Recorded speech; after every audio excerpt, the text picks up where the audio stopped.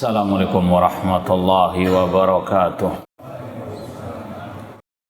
Innal hamdalillah nahmaduhu wa nasta'inuhu wa nastaghfiruh wa na'udzu billahi min syururi anfusina wa min sayyiati a'malina. Man yahdihillahu fala mudhillalah wa man yudlil fala hadiyalah. Ashhadu an la ilaha illallah wahdahu la syarikalah wa ashhadu anna Muhammadan abduhu wa rasuluh. Ya ayyuhalladzina amanu taqullaha haqqa tuqatih wa la tamutunna illa wa antum muslimun. Ya ayyuhan nasu taqu rabbakumul ladzi khalaqakum min nafsin wahidah wa khalaqa minha zawjaha wa batha minhuma rijalan katsiran wa nisaa wattaqullaha alladzi tasaaluna bihi wal arham innallaha kana 'alaikum raqiba. Ya ayyuhalladzina amanu taqullaha wa qulu qawlan sadida yuslih lakum a'malakum wa yaghfir lakum dhunubakum wa may yuti'illaha wa rasulahu faqad faza fawzan 'azima. Amma ba'd, fa inna asaqal hadithi kitabullah wa khairal hadi hadi Muhammadin sallallahu alaihi wasallam wa syarrul umuri muhdatsatuha wa kullu muhdatsatin bid'ah wa kullu bid'atin dhalalah wa kullu dhalalatin finnar. Ma'asal muslimin ikhwani fillah wa akhwati, bapak-bapak, ibu-ibu, saudara-saudara rahimani wa rahimakumullah. Alhamdulillah, segala puji bagi Allah Subhanahu wa taala yang mempertemukan kita kembali dalam kajian kitab At-Tauhid oleh Syekhul Islam Muhammad bin Abdul Wahhab rahimahullahu taala. Semoga Allah Subhanahu wa taala menghidupkan dan mewafatkan kita di atas tauhid dan sunnah Rasulullah sallallahu alaihi wasallam. Kita masih dalam pembahasan bab maja'a fil istisqa bil anwa, bab tentang menyandarkan turunnya hujan kepada bintang-bintang. Yang terakhir kita membaca hadis dari Zaid bin Khalid radhiyallahu anhu, qala sallalana Rasulullah SAW salata subhi bil Hudaybiyah ala isri sama'in kanat minal lail. Kata sahabat Rasul yang bernama Zaid bin Khalid radhiyallahu anhu, Rasul SAW pernah mengimami kami salat subuh di tempat namanya Al-Hudaybiyah setelah turun hujan di malam harinya. Falamma insarafa aqbala 'alan nas.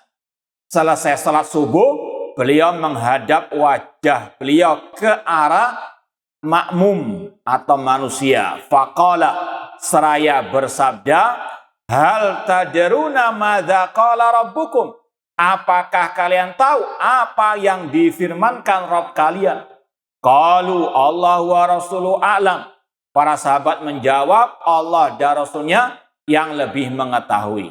Qala, Rasul bersabda, qala, Allah berfirman, ini hadits qudsi, asbaha min ibadi mu'minun bi wa kafirun. Pagi hari ini ada di antara hamba-hambaku yang beriman kepadaku, kata Allah, dan ada yang kafir.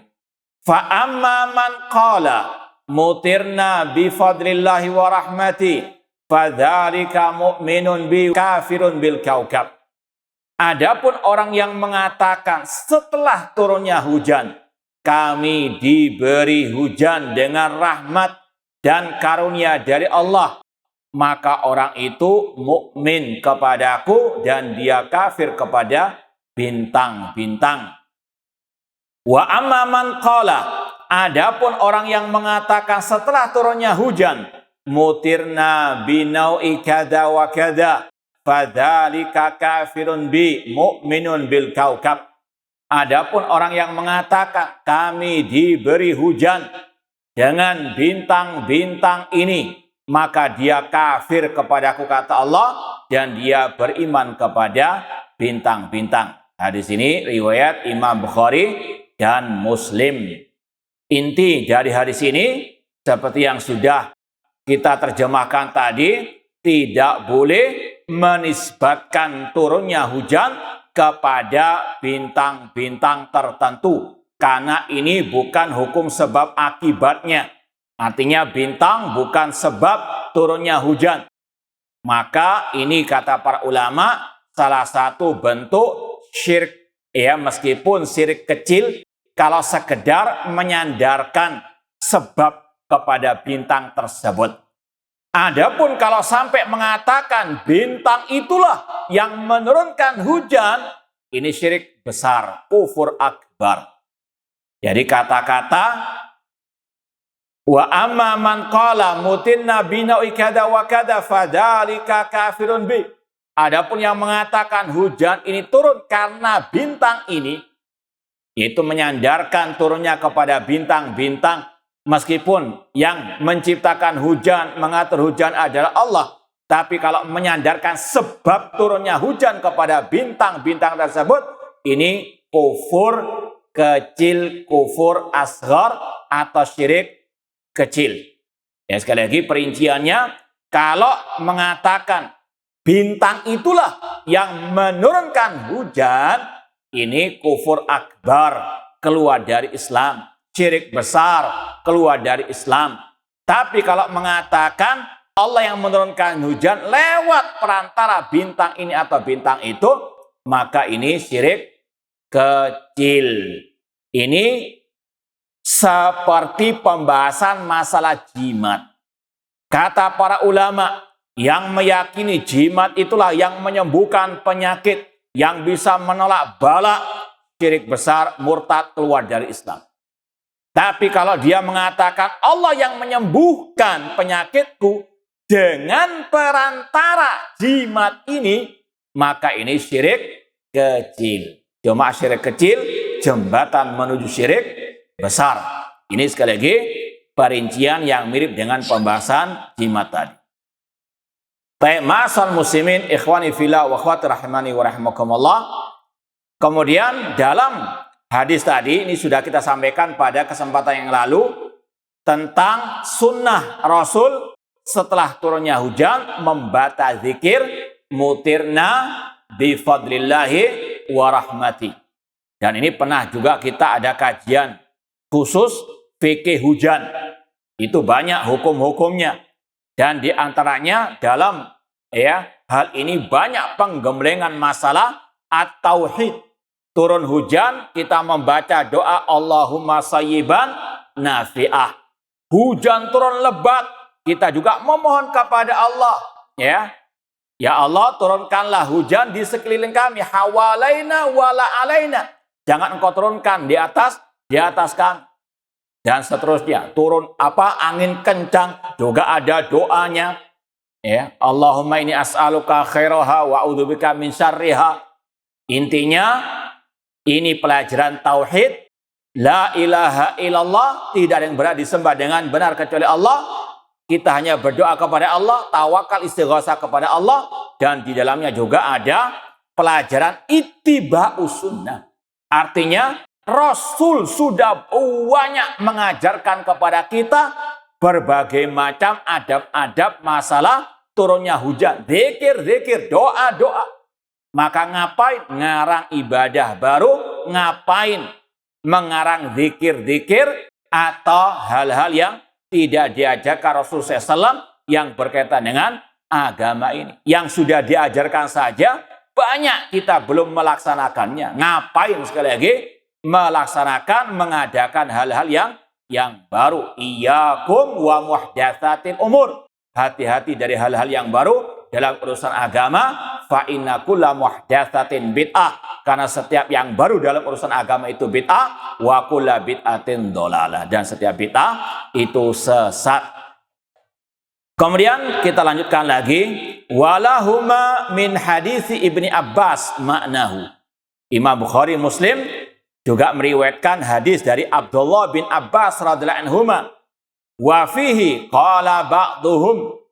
Di dalam riwayat Abdullah bin Abbas ada ungkapan sebagian orang, terutama kaum musyrikin, mereka mengatakan laqad shadaqa nau'u kadza wa kadza. Ketika turunnya hujan, sebagian orang-orang musyrikin mengatakan sungguh benar bintang ini, bintang itu. Ini maknanya sama dengan tadi, menisbatkan turunnya hujan kepada bintang-bintang tertentu. Ini juga hukumnya tadi kufur al-asghar. Tapi kalau meyakini bintang itulah yang menurunkan hujan, maka kufur al-akbar. Dan dari sinilah fa'anzalallah hadil ayat. Karena ucapan orang musyrikin tadilah Allah menurunkan ayat dalam surat Al-Waqi'ah.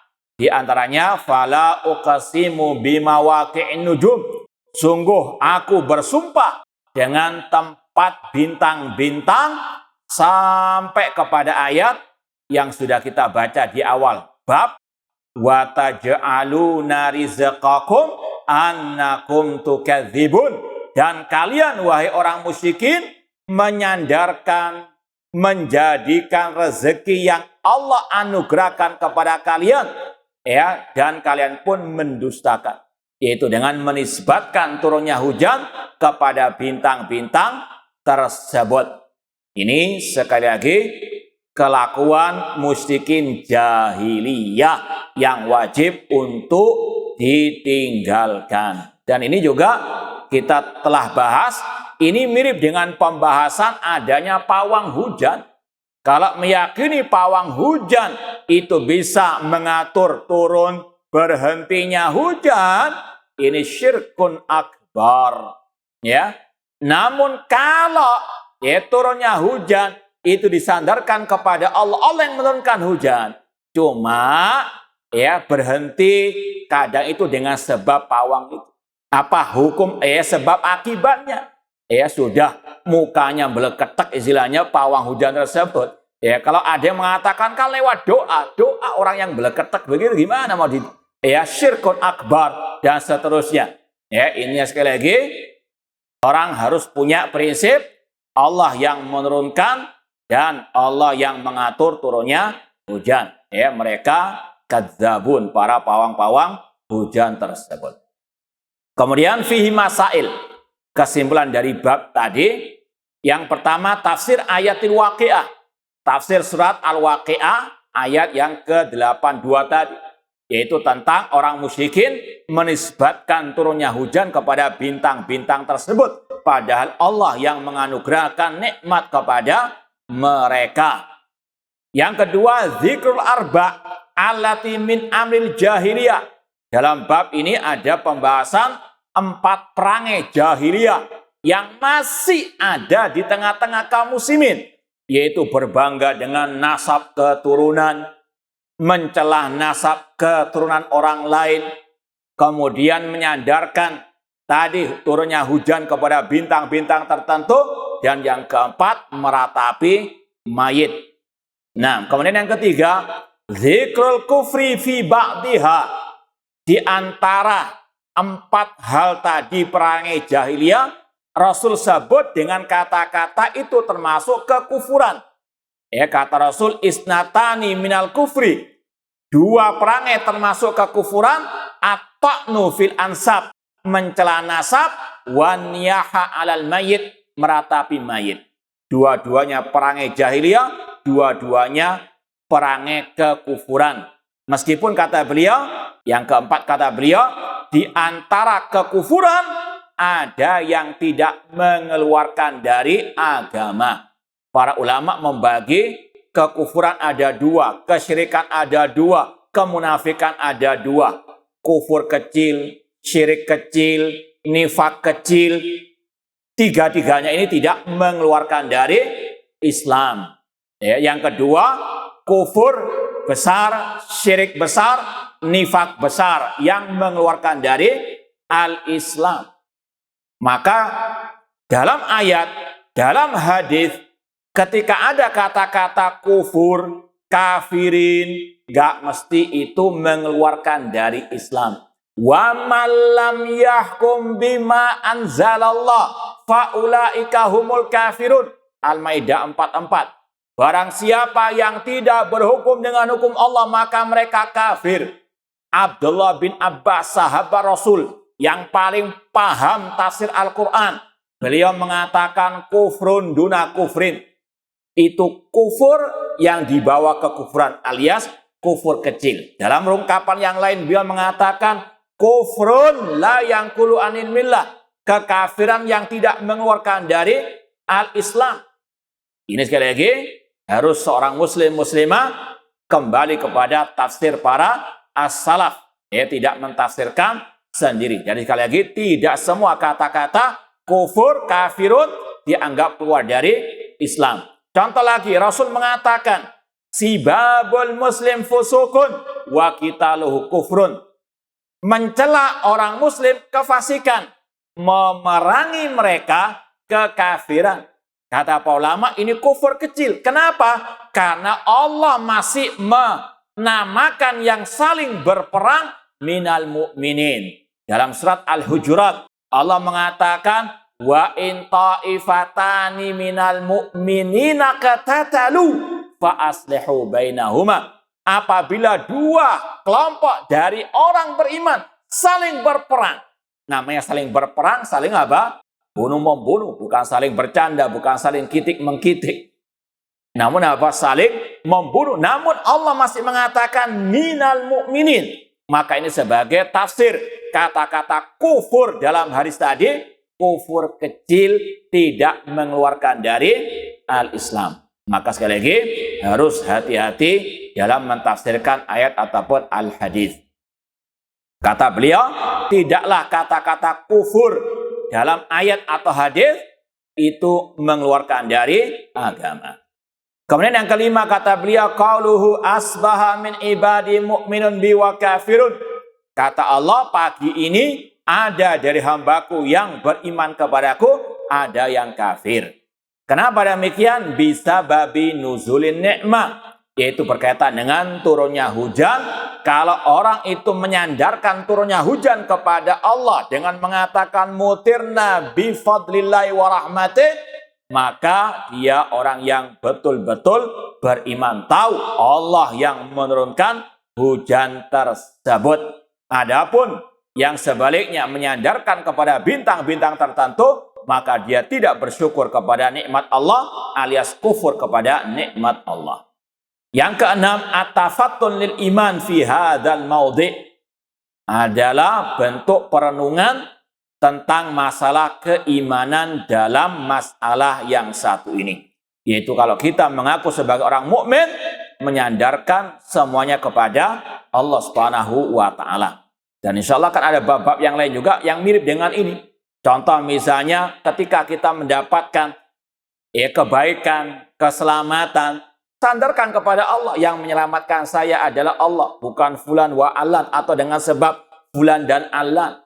Makanya Rasul mengatakan ketika ada seseorang mengatakan Masya Allah wa syi'ta, ini karena Allah, karena kehendak Allah dan karena kehendakmu, Rasul marah mengatakan ataj'alu lillahi niddan, apakah engkau ingin menjadikan aku sebagai tandingan bagi Allah Subhanahu wa taala. Demikian pula ada lafaz-lafaz yang dihukumi oleh para ulama sebagai syirik kecil. Seperti kadang orang kelepasan mengatakan, saya tadi datang ke klinik dokter fulan-fulan, dan sekarang saya sembuh dengan apa? Datang ke dokter tersebut. Ini juga apa? Bisa hukumnya syirik kecil. Karena dia secara hati meyakini Allah yang menyembuhkan, cuma zallatu al-lisan. Maka kalau orang itu betul-betul mukmin sejati, al-muwahhid yang sejati, dia katakan alhamdulillah Allah menyembuhkan saya dengan sebab fulan, tidak ada masalah. Namun kalau mengandalkan menyembuhkan dan sebagainya, ini bisa kategori tadi asyirku. Seandainya bukan karena anjing itu rumah saya kemalingan, misalnya, ini juga kata para ulama termasuk bentuk syirkul asghar dalam al-lisan. Nah, ma'asal muslimin ikhwani fillah wa akhwati rahimani wa rahimakumullah. Yang ketujuh, at-tafattunil kufri fi hadzal maudhi. Harus seorang muslim betul-betul paham ada kekufuran dalam pembahasan ini, yaitu tadi menyandarkan sebab turunnya hujan kepada bintang-bintang tersebut, dan lebih parah lagi kalau sampai meyakini yang menurunkan hujan adalah bintang-bintang tersebut. Yang kedelapan, at-tafattun li qaulihi laqad sadaqana ukada wa kada. Harus kita paham tentang hukum ucapan hujan ini turun itu karena bintang-bintang ini. Bintang-bintang ini sungguh benar, yaitu tadi ya bisa menyebabkan turunnya hujan. Ini juga hukumnya kufur kata Rasulullah SAW. Yang kesembilan, ikhrajul alim lil muta'allim al mas'alata bil istifhami anha. Salah satu metode pengajaran seorang alim kepada muridnya dengan bertanya. Ya, Rasul mengatakan dalam hadis yang terakhir kita baca tadi, atadruna madza qala rabbukum? Apakah kalian tahu apa yang difirmankan Rabb kalian? Ya, makanya kalau antum ditanya di majelis jangan apa? Marah. Ini sunnah Rasul dalam apa? At-ta'lim, ya. Cuma kalau di kajian seperti ini karena waktunya sempit, Anda nggak sempat tanya. Kalau di kajian-kajian lain yang kajian pekanan, ini kadang kita sering tanya. Tapi ini sekali lagi harus kita pahami, salah satu sunnah Rasul dalam taklim mengajar itu dengan bertanya. Ya, bukan kita merendahkan antum, bukan kita meremehkan, bukan. Cuma ya ini sekali lagi ittiba kepada sunnah Rasul SAW. Makanya kita sampaikan tadi, Rasul sudah mengajarkan segala-galanya. Di antaranya metode mengajar, demikian pula metode dalam berdakwah. Maka jangan apa? Ngarang-ngarang metode-metode yang baru. Nah, kemudian tadi terakhir wa'idun na'iha. Kesimpulan yang ke-10 dari bab ini, ancaman bagi orang yang meratapi mayit, yaitu pada hari kiamat dia akan dibangkitkan dengan dipakaikan baju dari tembaga yang dipanaskan. Na'udzubillahi min dzalik. Dan tentunya wajib dibedakan antara orang yang sekedar bersedih ketika ada kematian saudara keluarga, ya sampai mencucurkan air mata, ini bukan meratapi, tapi meratapi lebih dari itu. Ya, teriak-teriak, memukuli badannya, atau mungkin memukul tembok, atau mungkin banting, piring atau banting HP dan seterusnya. Ini yang dikatakan meratapi. Ya, lebih dari sekedar bersedih. Kalau sedih, Rasul saja bersedih ketika putra beliau meninggal dunia. Rasul mengatakan, ya innal aina la tadma wa innal qalba la yahzan. Mata ini bercucuran air mata, hati ini bersedih. Wa inna li firaqika ya Ibrahim lamahzunun. Sesungguhnya kepergian wahai Ibrahim putra beliau itu sangat menyedihkan. Ya wala naqulu illa ma yurdi rabbana, dan kami tidak mengatakan kecuali yang diridhoi oleh Rabb kita. Ya, sekali lagi sedih wajar, tabiat manusia. Namun kalau lebih dari itu, seperti tadi kata Rasul, laisa minna man syaqal juyuba wa darabal khududa. Bukan golongan dari kami orang yang merobek sakunya, memukul pipinya, wada'a bidakwal jahiliyah, dan dia teriak dengan teriakan jahiliyah. Ini yang dikatakan meratapi kematian dan ancamannya ya azab di hari kiamat. Na'udzubillahi min dzalik. Lanjut bab berikutnya, bab qaulillahi ta'ala, bab tentang firman Allah surat Al-Baqarah ayat 156, yaitu firman-Nya, wa minan nasi man yattakhidhu min dunillahi andada yuhibbunahum kahubbillah. Dan di antara manusia ada orang yang menjadikan selain Allah sebagai tandingan-tandingan. Mereka mencintai tandingan-tandingan tersebut sebagaimana mereka mencintai Allah. Walladzina amanu asyaddu hubban lillah. Adapun orang yang beriman sangat amat cintanya kepada Allah Subhanahu wa taala. Bab ini berkaitan dengan al-mahabbah, cinta dan macam-macamnya serta hukum-hukumnya.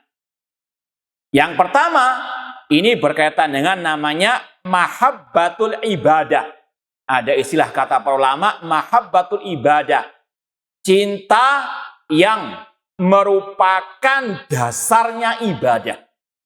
Ya, cinta yang merupakan dasarnya ibadah. Ini hanya untuk Allah. Karena di situ ada konsekuensi at-tazallul wal khudu' lillah.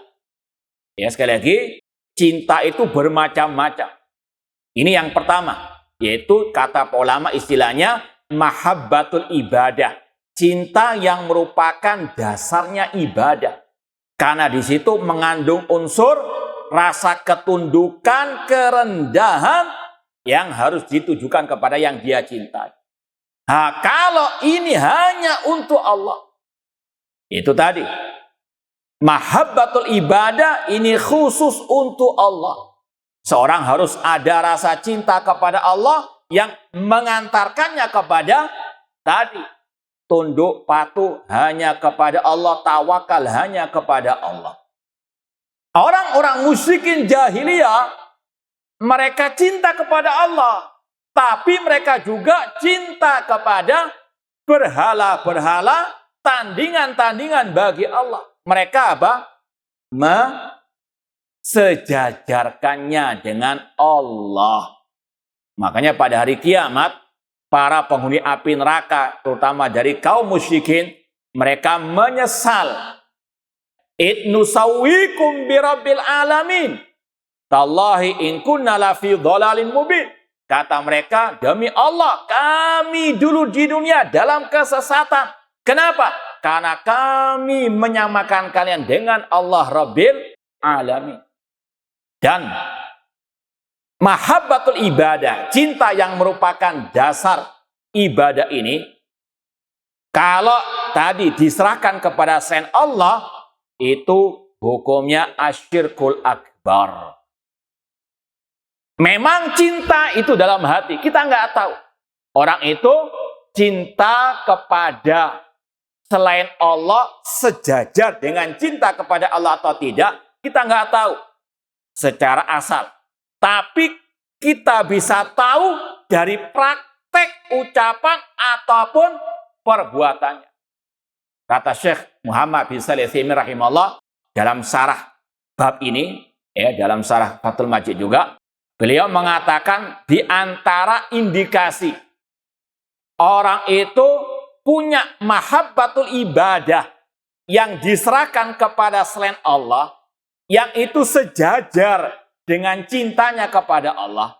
Kalau dia misalnya disuruh bersumpah dengan nama Allah, tapi dia ini tahu dia ini dusta. Misalnya kan di pasar sering, wallah demi Allah, saya kulaannya ini 10.000, padahal cuma 2.000 dia. Ya. Kalau misalnya, ini misalnya saja, kalau dia bersumpah dengan nama Allah, berani dia, meskipun terang-terangan dia pasti berdusta. Kan banyak itu. Ya. Kayak apa? Begitulah cinta kepada. Mungkin dia sholat juga, mungkin dia juga sedekah, bahkan Pak Haji, Bu Haji. Tapi apa? Tadi kalau berdusta, dia berani bersumpah dengan nama Allah. Paham? Tapi kalau misalnya, ini sekedar contoh, jangan dipraktekkan. Pak Haji, Bu Haji, sampai berani enggak bersumpah dengan Syekh Abdul Qadir Jailani? Demi Allah, berani dia. Tapi kalau demi Syekh Abdul Qadir Jailani, saya kulaknya 10.000, nggak berani dia. Kalau dia tahu apa dia dusta. Ini salah satu indikasi cintanya kepada Syekh Abdul Qadir Jailani sejajar dengan cintanya kepada siapa? Allah Subhanahu wa Ta'ala. Makanya ini juga dinamakan syirkul mahabbah, syirik dalam kecintaan. Paham? Contoh yang lain, ketika diterjang ombak, berada di tengah laut, seperti yang sering saya sampaikan. Kalau orang dia cintanya kepada Allah, itu sudah otomatis ketika ada hal-hal yang darurat, emergensi, kritis, langsung otomatis mengatakan, ya Allah, tolonglah aku. Itu salah satu bentuk dia ada apa? Mahabbatul ibadah dalam hatinya kepada Allah. Tapi ketika ada musibah, ada bahaya, kemudian muncul kata-kata, ya Syekh Abdul Qadir Jailani, tolonglah aku. Maka ini sekali lagi, di dalam hatinya sudah ada apa?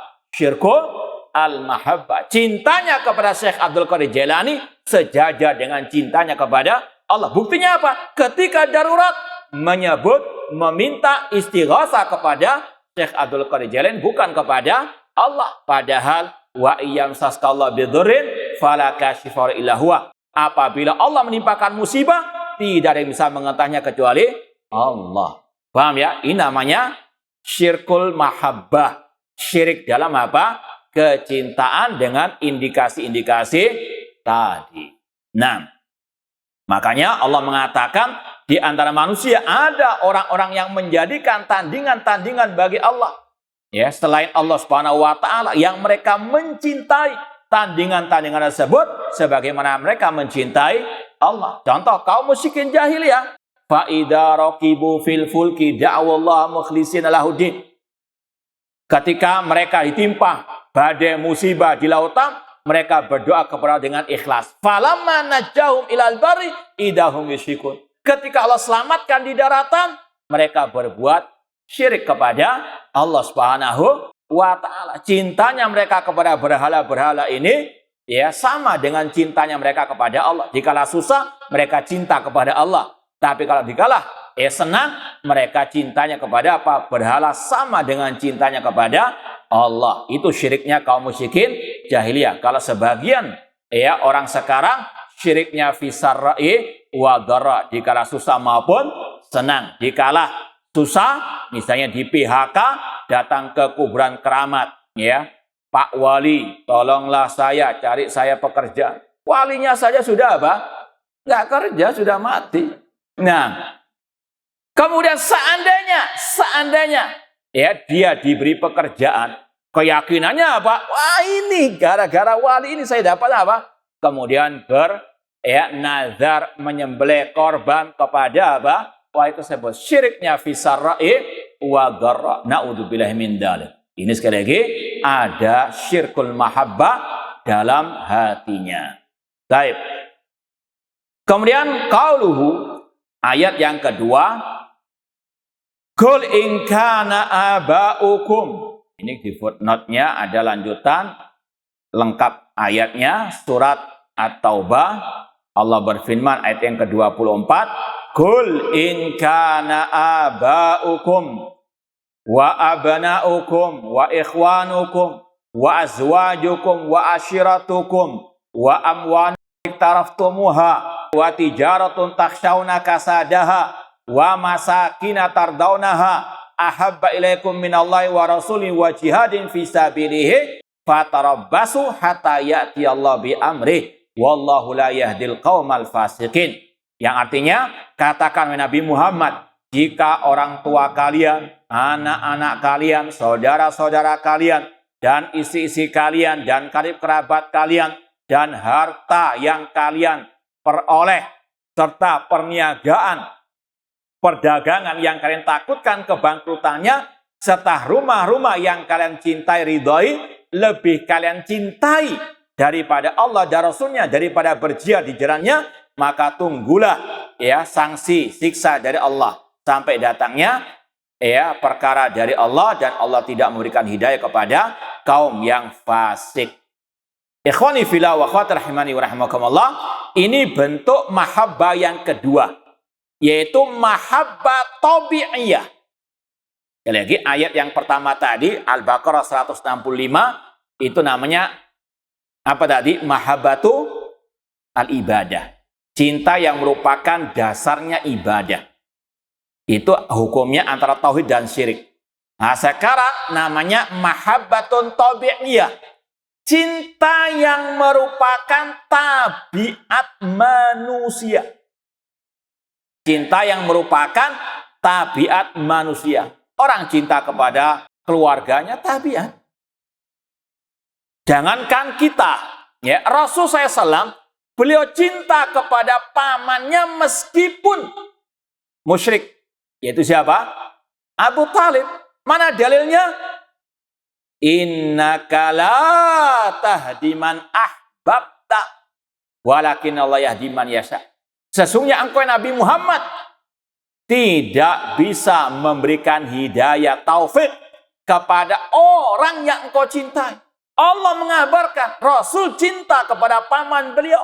Apalagi paman beliau dulu Abu Talib pernah melindungi, membela dakwah beliau meskipun dia tidak masuk Islam. Ya, namun sekali lagi ini cinta tabii, cinta yang merupakan tabiat. Makanya orang Muslim boleh nikah dengan apa? Perempuan Nasraniyah, ya, tapi jangan langsung, ya, malam ini juga ngelamar. Ya, kata Rasul, fat biraniti tanibat yadak. Ya, Rasul namun memberikan apa? Yang terbaik, nikah yang baik, agama. Cuma secara hukum asal boleh, ya, laki-laki Muslim, jangan dibalik. Laki-laki Muslim halal menikahi perempuan Nasrani ataupun Yahudiyah sebagaimana dalam surat Al-Maidah. Ini sekali lagi namanya suami istri, pasti ada apa? Cinta. Namun ini cinta apa? Tabiat. Demikian pula manusia cinta kepada rumah yang indah, mobil yang mewah, ya, tabiat. Akan tetapi tadi jangan sampai itu lebih dicintai daripada apa? Ya, Allah dan Rasul sallallahu alaihi wasallam. Nah, cinta tabiat ini secara asalnya sah-sah saja, boleh-boleh saja. Tapi bisa menjadi cinta yang haram kalau sampai didahulukan dibandingkan cinta kepada Allah dan Rasul SAW. Misalnya, orang tua mengatakan, gak usah ngaji kitab tauhid. Ya, ngaji masalah apa? Primbon saja, misalnya. Maka apa? Haram diikuti. Kenapa? Karena seorang Muslim wajib lebih cinta kepada Allah. Itu diantara tadi mencintai at-tauhid daripada apa? Ya, selain itu atau yang bertentangan dengan at-tauhid misalnya. Ini yang wajib dipahami. Ma'asal muslimin ikhwani fillah wa akhwat rahimani wa rahimakumullah.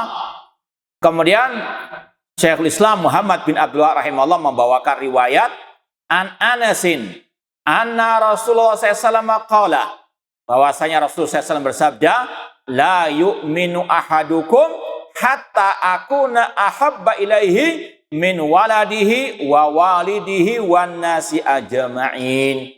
Rasul bersabda, tidak sempurna salah seorang di antara kalian imannya sampai dia menjadikan aku lebih dia cintai daripada anaknya, orang tuanya, dan semua manusia. Hadis riwayat Bukhari dan Muslim. Ya, kalau misalnya ada seorang ustadz, ya, ataupun seorang yang ditokohkan mengatakan boleh meminta-minta kepada, ya, wali yang telah mati, kepada kuburan keramat, maka ingat Rasul mengatakan dalam doa beliau, Allahumma la taj'al kubri wasanan yu'bad. Ya Allah, jangan engkau jadikan kuburanku berhala yang disembah. Ini ajaran Rasul untuk seorang muslim muslimah tidak mengkeramatkan apa? Kuburan. Baik, insyaallah kita lanjutkan pada pertanyaan kedua. Kurang lebihnya mohon maaf. Wa jazakumullahu khairan. Aku qouli hada wa akhiru da'wana anil hamdulillahi rabbil alamin. Wassalamualaikum warahmatullahi wabarakatuh.